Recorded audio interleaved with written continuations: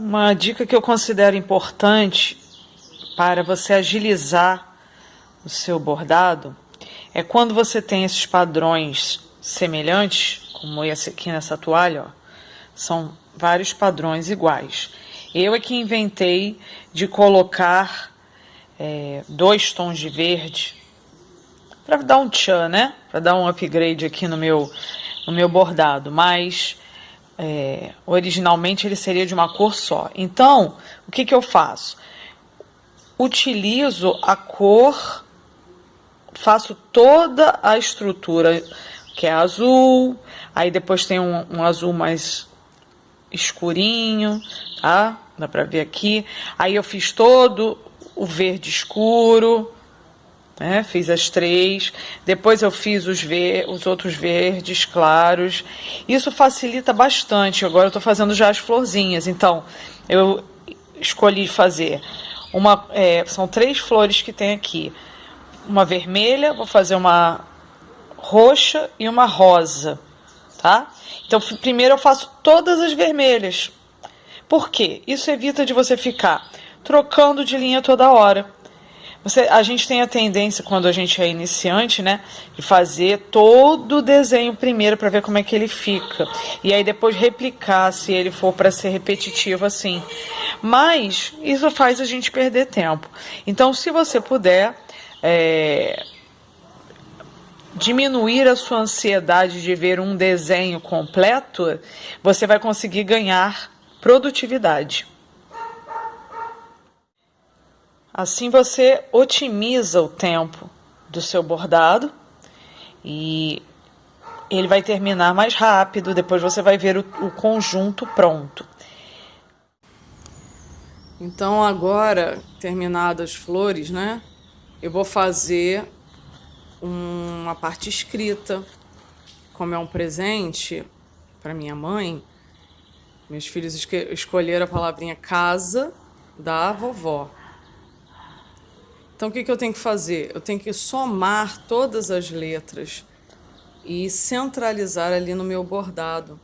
Eu coloco um alfinete e faço contagem, letra por letra, somando todos os valores das letras da casa, e depois o da e o vovó.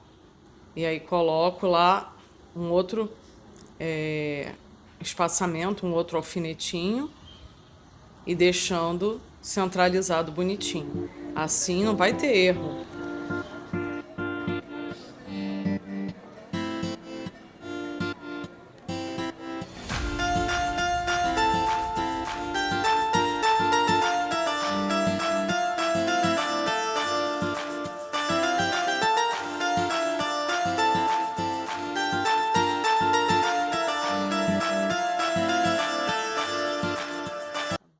Minha filha Raquel tá fazendo esse bordadinho, vai ser um marcador de livro. Então desse lado já tá pronto, as florzinhas, os vasinhos com flores. Agora a gente vai virar e vai bordar aqui na parte de trás o nome dela. Então nós vamos fazer aquele mesmo esquema das letras, contar cada letra do nome dela, né? No caso Raquel, vamos somar toda a quantidade de números, de letras e de pontos, e vamos fazer a divisão aqui para ver se vai dar certinho, se a gente vai ter que fazer alguma alteração.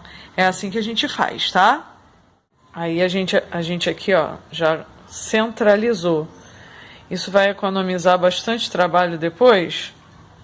Não adianta ter preguiça, tem que contar sim, porque se você começar aleatoriamente sua letra e não couber, perdeu tempo, vai ter que desmanchar, que é bem mais difícil, quando você poderia ter escolhido uma letrinha menor. Mas aqui vai dar certinho, vai ficar bonito. Depois eu mostro para vocês. Aqui, esse aqui é o trabalho pronto.